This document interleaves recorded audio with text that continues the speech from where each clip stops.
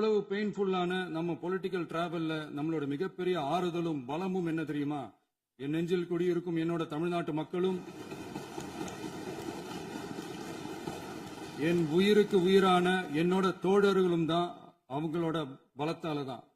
அன்னைக்கு 1967ல முன்னாள் முதல்வர் மாண்புமிகு அறிஞர் அண்ணா அவர்கள் தலைமையில் அமைஞ்ச சாமானியர்களோட ஆட்சி மாதிரி 1977ல முன்னாள் முதல்வர் மாண்புமிகு புரட்சித் தலைவர் எம்ஜிஆர் அவர்கள் தலைமையில் அமைஞ்ச மிக சாமானியர்களோட ஆட்சி மாதிரி இதோ இன்னைக்கு அதே வரிசையில 2026 சட்டமன்ற தேர்தலில் இந்த விஜயோட தோழர்கள் இடம்பெற்ற ஒரு மிக மிக சாமானியர்களின் ஆட்சி அமைஞ்சிருக்கு.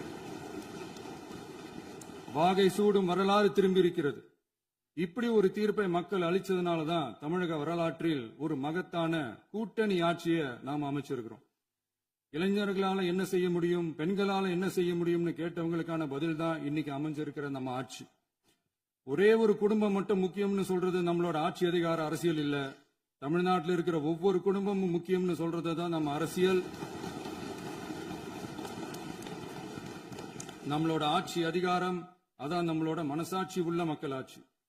இந்த 2026 தேர்தலில் யாராலும் உடைக்கவே முடியாதுன்னு சொன்ன மதத்தை உடைச்சோம், சாதியை உடைச்சோம், முக்கியமா காசு கொடுத்து ஓட்டு வாங்குற ஒரு நச்சு கலாச்சாரத்தையே சுக்கு நூறா தூள் தூளா உடைச்சிருந்தோம்.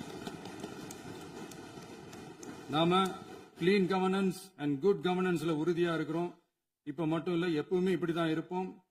இதுல 100% இது உண்மைன்றதுனாலதான் பாரம்பரியமான தினத்தந்தி பத்திரிகை ஊழலின் ஊற்றுக்கண் அடைக்கப்படுகிறதுன்னு 16/6/2026 அன்னைக்கு ஒரு தலையங்கமே எழுதியிருக்கு.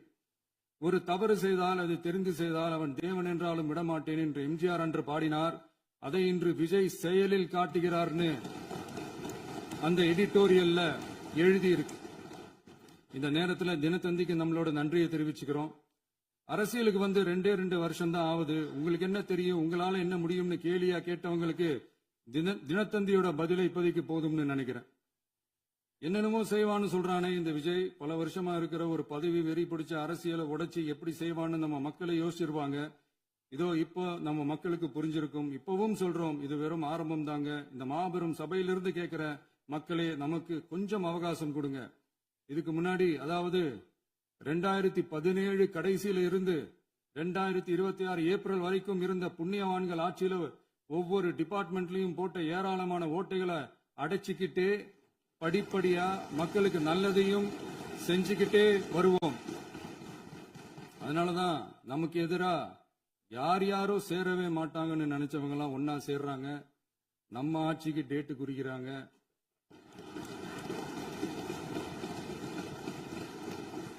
சரி, அவங்கள நம்ம மக்களே பார்த்துப்பாங்க, அதை விடுங்க. நாம ஆட்சிக்கு வந்து சரியா 40 நாள் ஆகுது. அதுக்குள்ள என்ன செஞ்சீங்கன்னு கேக்குறாங்க. ஒரு லிஸ்ட் ஒன்னு சொல்றேன் கேளுங்க. பெண்கள் பாதுகாப்புக்காக சிங்கப்பெண் சிறப்பு படை, 200 யூனிட் வரை கட்டணமில்லா மின்சாரம், போதைப் பொருள் ஒழிப்புக்காக தனிப்படை, குறுவை நெல் சாகுபடியை ஊக்குவிப்பதற்காக 134.83 கோடி சிறப்பு தொகுப்பு திட்டம், வழிபாட்டு தலம், ஸ்கூல், பஸ் ஸ்டாண்ட், அதுக்கு பக்கத்தில் இருக்கிற 717 மதுபான கடைகள் மூடப்பட்டன. அங்க வேலையில் இருந்தவர்களுக்கு வேறு கடைகளில் வேலை, கவனிக்கப்படாமல் விடப்பட்ட அம்மா உணவகங்கள் புதுப்பிக்கப்பட்டன. பத்திரப்பதிவு துறையில் பகல் கொள்ளைக்கு புல் ஸ்டாப் வைக்கப்பட்டுள்ளது. வருகையில்லா ஆவண பதிவு முறை கொண்டுவர உத்தேசிக்கப்பட்ட செயல்பாட்டில் உள்ளது. அரசு மற்றும் தனியார் மருத்துவமனையில் ஸ்கேன் மையங்களில் கருவுறுவதற்கு முன் மற்றும் பின் ஏற்படும் தவறுகளை கண்காணிக்கவும், மருத்துவ நிறுவனம் முறைப்படுத்தும் சட்ட விதிகள் பின்பற்றப்படுகிறதா என கண்காணிக்கவும், மருத்துவ மற்றும் ஊரக பணிகள் இயக்கத்தின் பயன்பாட்டிற்காக 40 புதிய வாகனங்கள் வழங்கப்பட்டுள்ளது. கூட்டுறவு வங்கியின் ஏழை எளிய மக்கள் வாங்கிய கடனுக்கு முதல் முத்தாய்ப்பாக ரூபாய் 2045 கோடி தள்ளுபடி வழங்கி ஆணையிடப்பட்டுள்ளது. ஒன்றிய அரசிடம் கேட்டுக்கொண்டதற்கிணங்க கடந்த 2 வருடமாக நிறுத்தி வைக்கப்பட்ட இருந்த ஜல் ஜீவன் மிஷன் திட்டம் புதுப்பிக்கப்பட்டு ஜல் ஜீவன் மிஷன் திட்டம் 2.0 நடைமுறைக்கு கொண்டு வரப்பட்டுள்ளது. 18,500 கோடி அளவில் உறுதியளிக்கப்பட்ட காஞ்சிபுரம் மாவட்டத்தில் மைய விரிவாக்க திட்டம், கோயம்புத்தூரில் மின்னணு பொருட்கள் மற்றும் மின்னணு அமைப்புகள் உற்பத்தி திட்டம், மற்றும் திருவள்ளூர் மாவட்டத்தில் காட்டுப்பள்ளி எல்என்டி கப்பல் கட்டும் தளம் விரிவாக்க திட்டத்திற்கு ஒப்பந்தங்கள் போடப்பட்டுள்ளன. அனைத்து நிர்வாக நடவடிக்கைகளும் மின்னணு முறையில் மாற்றம் கொண்டுவர நடவடிக்கை எடுக்கப்பட்டு வருகிறது. சட்டவிரோத கல்குவாரி மற்றும் அனுமதியின்றி கனிமங்களை எடுத்துச் செல்வது தடுக்கப்பட்டுள்ளது. பல்வேறு குவாரிகள் சீல் வைக்கப்பட்டுள்ளன. கனிமங்களை கண்காணிப்பது, எல்லைகளை நிர்ணயிப்பது மற்றும் ஆளில்லா விமானம் மூலம் அளவீடு செய்வது போன்றவற்றை செயல்படுத்துவதற்கான பணிகள் மேற்கொள்ளப்பட்டு வருகின்றன. அனைத்து துறைகளிலும் அலுவலர் தலையீடு இல்லாமல் லஞ்ச லாவண்யமற்ற தமிழகத்தை உருவாக்க அனைத்து நடவடிக்கைகளும் முடுக்கிவிடப்பட்டுள்ளது. இதெல்லாம் சாம்பிள் தான், இன்னும் இருக்கு. இந்த வெறும் 40 நாளுக்குள்ளேயே இவ்வளவு செஞ்சிருக்கோம்னா இனி வர்ற நாட்கள்ல கொஞ்சம் கொஞ்சமா படிப்படியா ஸ்டெடியா உழைச்சி லஞ்ச லாவண்யம் இல்லாத, ஊழல் இல்லாத, பெண்களுக்கு பாதுகாப்பான, சுதந்திரமான, டிரான்ஸ்பரண்டான தமிழ்நாட்டை நம்ம சொந்தங்களான தமிழக மக்களுக்கு தர்றது தான் நம்மளோட ஒன் அண்ட் ஒன்லி டார்கெட். கண்டிப்பா அதை நிறைவேற்றியே காட்டுவோம். 8 கோடி மக்கள் நம்மளோட இருக்கிறப்போ ஏங்க அதை செய்ய முடியாது? மாண்புமிகு பேரவைத் தலைவர் அவர்களே, தமிழ்நாட்டின் கருவூலம் எப்படி திசை மாறி உருமாறி தேய்ந்து ஓய்ந்து கிடைக்கிறதுன்னு சொன்னாங்க. திசை மாறி உருமாறி தேய்ந்து ஓய்ந்துன்னு வசனம் மாதிரி ரைமிங்கா இல்லாம வளமான இலக்கியமா இதே சபையில பேசினவங்களோட திறமையான ஆட்சியில நடந்த நிதி மேலாண்மையை பத்தி வெள்ளை அறிக்கையா வெளியிட்டோம். வெள்ளை அறிக்கை வந்ததிலிருந்தே கண்ணை கட்டுதுங்க. அந்த காலத்துலதான் பிள்ளையோ பிள்ளை, தொல்லையோ தொல்லைன்னு சொன்னாங்க. அதே மாதிரி தாங்க அவங்க ஆட்சியாலையும் அவங்களாலையும் இன்னைக்கு தமிழ்நாட்டுக்கே தொல்லையோ தொல்லை. இப்படி ஒரு நிலைமையை உண்டாக்கி வச்சுட்டு இவங்க சொல்றாங்க நமக்கு ஆட்சி செய்ய தெரியாதுன்னு. நம்ம அமைச்சர்களுக்கும் நம்ம சட்டமன்ற உறுப்பினர்களுக்கும் ஒன்னும் தெரியாதுன்னு. ஆமாங்க, எங்களுக்கு தெரியாதுதான். எங்க சட்டமன்ற உறுப்பினர்களுக்கும் அமைச்சர்களுக்கும் மக்கள் பணி செய்ய தெரிஞ்ச அளவுக்கு மக்கள் பணத்தை சுருட்ட தெரியாதுதான்.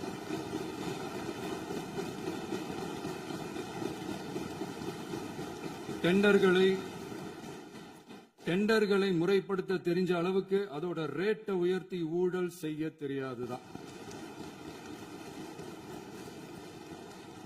பதவி உயர்வு வழங்கவும் பணி இடமாற்றம் கலந்தாய்வு நடத்தவும் தெரியுமே தவிர பதவி உயர்வுக்கும் பணியிட மாற்றத்திற்கும் பணம் பறிக்க தெரியாதுதான்.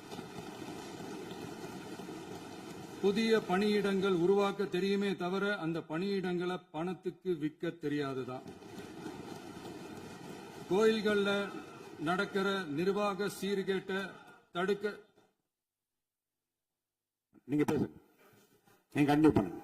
கோயில்கள்ல நடக்கிற நிர்வாக சீர்கேட்டை தடுக்க தெரியுமே தவிர கோயில் பணத்தை கொள்ளையடிக்க தெரியாதுதான். தங்கத்தை உருக்கி தாரை வார்க்க தெரியாதுதான். கனிம வளத்தை பாதுகாக்க தெரிஞ்ச அளவுக்கு கனிமத்தை வித்து கொள்ளையடிக்க தெரியாதுதான். அரசு வருமானத்தை அரசு கஜானாவுக்கு மாத்த தெரிஞ்ச அளவுக்கு அந்த பணத்தை தனிப்பட்ட கஜானாவுக்கு மடை மாத்த தெரியாதுதான். போதை கலாச்சாரத்தை தடுக்க தெரிஞ்சவங்களுக்கு போதை கலாச்சாரத்தை வளர்க்க தெரியாதுதான். நம்ம குடும்பத்தில் இருக்கிற பாட்டி, அம்மா, அக்கா, தங்கச்சி, குழந்தைங்களை, பெண்களை மதிக்க தெரிஞ்சவங்களுக்கு ஓசி பஸ்,